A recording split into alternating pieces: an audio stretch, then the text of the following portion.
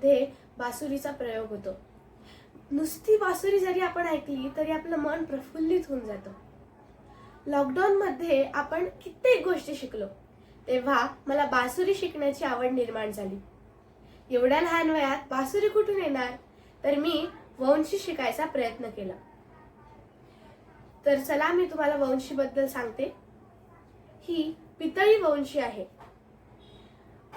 हा जो निळा भाग आहे याला मुखाग्र असं म्हणतात, कारण आपण हा तोंडात धरतो. हे जे सर्व छिद्र आहेत यांना स्वररंध्र असं म्हणतात. याची स्थिती ही अशी आहे. आपल्या डाव्या हाताचे पहिले 3 बोट वरच्या स्वररंध्रांवर ठेवायचे आणि उजव्या हाताचे पहिले 3 बोट खालच्या स्वररंध्रांवर. अंगठे असे जास्त गच्च सुद्धा नाही, पण अशी पकडलेली. आपला जो बोटाचा हा भाग आहे तो आपण स्वररंध्रांवर ठेवायचा आहे.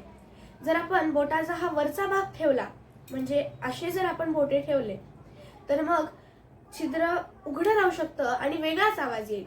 त्यामुळे आपल्याला असे धरायचे आहे आणि लक्षात ठेवायचं आहे की कुठलेही छिद्र उघडं राहिलं नाही पाहिजे, नाहीतर आवाज वेगळाच येईल.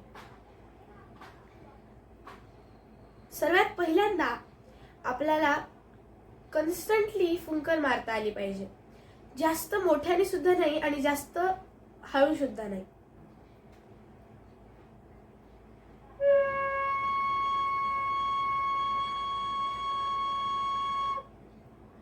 मोठा श्वास घेऊन अशी फुंकर मारायची. ह्याचा सराव करायचा, म्हणजे आपल्याला आपल्या स्वतःलाच समजेल की कशी फुंकर मारली पाहिजे. अजून एकदा दाखवते.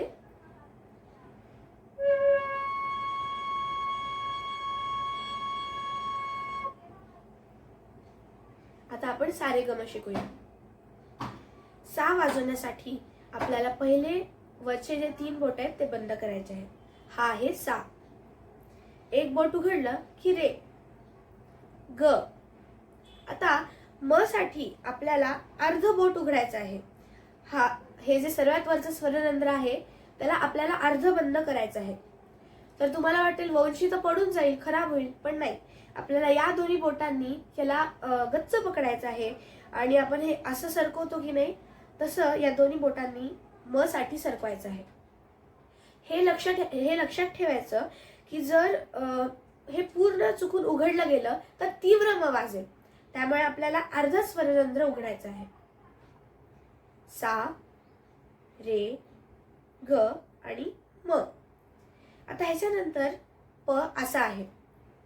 म नंतर डायरेक्ट प वाजवायचा असेल तर आपल्याला हे बोट जास्त लांब ठेवले तर बोट कुठेही बसतील आणि स्वररंध्र उघडे राहतील, त्यामुळे वेगळाच आवाज येईल. त्यामुळे म वाजवताना हे जे खालचे बोट आहेत ते आपल्याला ह्याच्या जवळ ठेवायचे. म, प. तर हे बंद करून खालचं उघडायचं. ध, नी आणि सा. जो खालचा सा आहे म्हणजे सर्वात पहिला सा, त्याला आपल्याला फुंकर हळू मारायची आहे आणि जो वरचा सा आहे ध, नी, सा, त्याला मोठी फुंकर मारायची आहे, कारण तो ताल सप्तकातला आहे. चला एकदा वाजून पाहू आपण.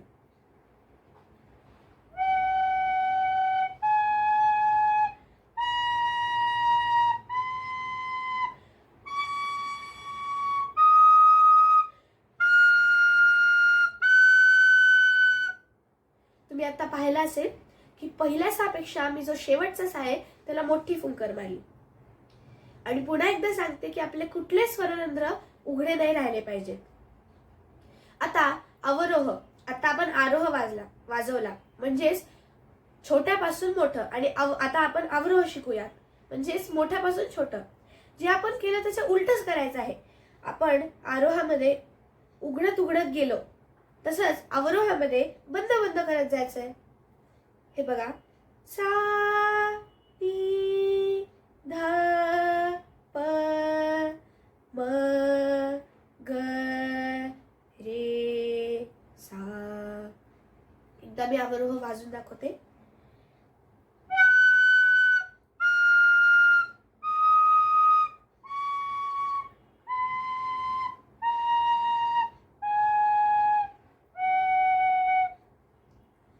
आता आपण आरोह अवरोह सोबत वाजवू, मग तुम्ही एकदा वाजवा. मी फक्त बोटं दाखवते.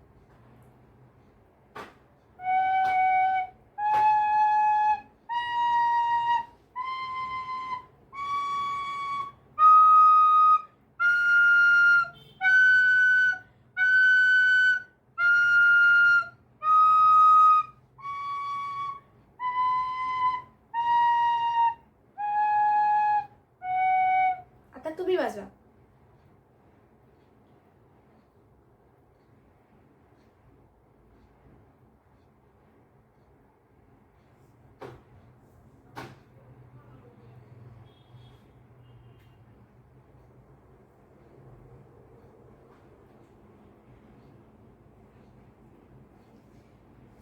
आता आपण अजून एकदा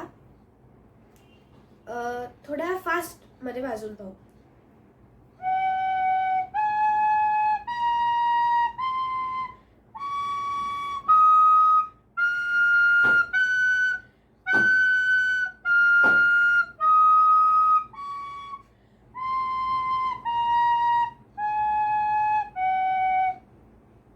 आपण सारेगमचा जास्तीत जास्त सराव करू, म्हणजे आपले बोटं बसतील, आपल्याला समजेल कसं वाजवायचंय आणि मग आपल्याला फास्ट सुद्धा वाजवता येईल. सराव करत राहूयात. मग आता मी तुम्हाला पुढच्या व्हिडिओमध्ये भूप रागातली म्हणजेच भूपाली रागातली एक रचना शिकवेन.